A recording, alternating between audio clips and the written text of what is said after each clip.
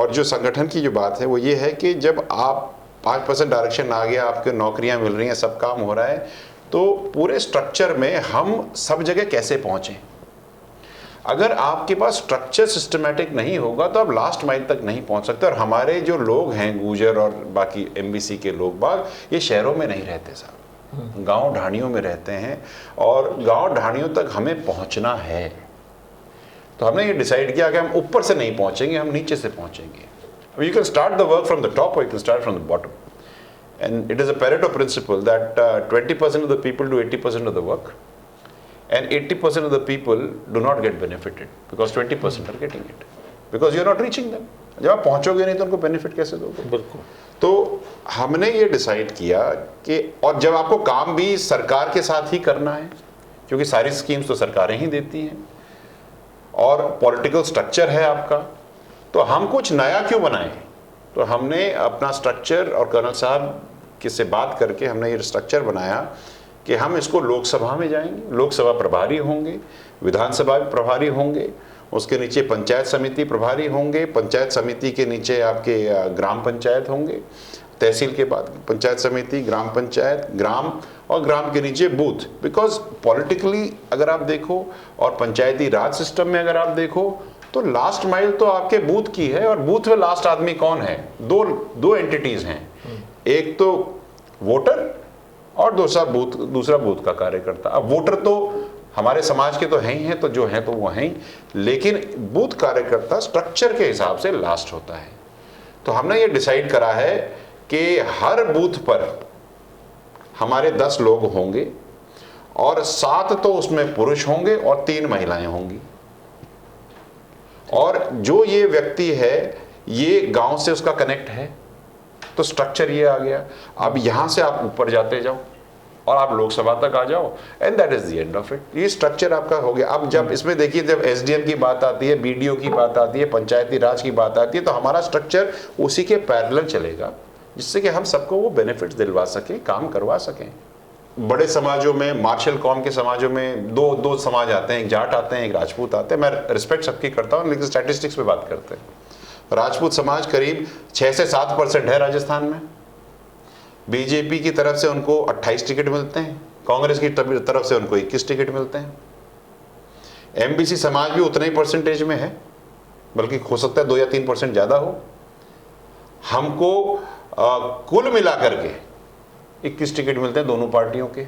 Where is the justification?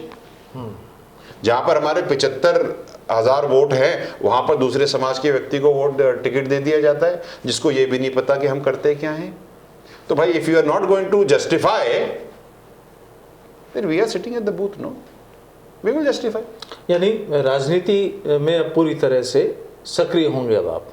क्यों नहीं होंगे? मुझे एक बात बताओ, जब हम समाज को आगे बढ़ाने की बात करते हैं तो क्या हम केवल एजुकेशन की बात और कुरीतियों की बात के लिए करें, और हमारी राजनीतिक भागीदारी, हमारा राजनीतिक भविष्य पॉलिटिकल पार्टीज तय करें? I don't agree to this. हम अपना राजनीतिक भविष्य खुद तय कर सकते हैं। जब आप 75 विधानसभाओं को काबिज करते हो और आपको कोई गांठता नहीं है, तो इसलिए है क्योंकि आपने ढंग से अभी तक गठवाया नहीं है। गठवाने का समय आ गया, और हमारा किसी से बैर नहीं। पॉलिटिकल पार्टी एग्नोस्टिक हैं।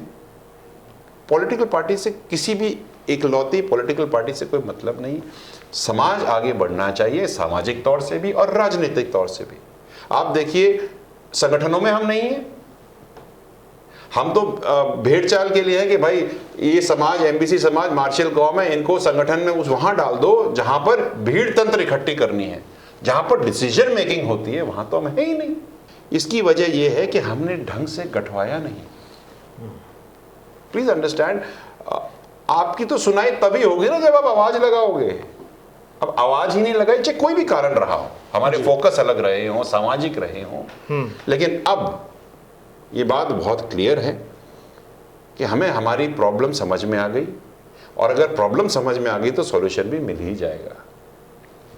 हम केवल, आप विधानसभा तो छोड़ दीजिए, विधानसभा तो छोटी सी चीज है हमारे लिए। विधानसभा के साथ साथ लोकसभा भी है। लोकसभा के बाद आपके पास सरपंचों के चुनाव हैं, पंचायती राज के चुनाव हैं, आपके वार्ड पार्षद के चुनाव हैं, आपके चेयरमैन के हैं, डायरेक्टर के हैं, सो एंड सो फोर्थ। अगर आप ग्राउंड पे स्ट्रांग हो गए ही नहीं तो आप पहुंचोगे कैसे? ये बात मैं कहते मेरे कोई आड़कस नहीं है। अगर समाज के लोग इलेक्शन जीतने के बाद समाज के लिए खड़े नहीं होंगे तो समाज उनके लिए खड़ा नहीं होगा साहब। अब हम बूथ पे बैठे हैं। High time to deliver. You can't say मैं जीत गया अब तू बैठ। हमारे गांव में एक कहावत है, मेरी दादी मेरे को सुनाती थी कि तुमा की अलाए जाने तुमा की बलाए जाने, तुमा बेटा क्या जाने। तो जब वो इलेक्शन जीत जाता है व्यक्ति तो हमारे को यही सुनाता है कि भैया मैं कहां जानूं। लेकिन अब हम ये कह रहे हैं कि जानोगे भी, समझोगे भी। कौन नहीं जान रहा है? सभी नहीं जान रहे ना। आप ये देखिए, I tell you what happens. एक स्ट्रक्चर हो चुका है।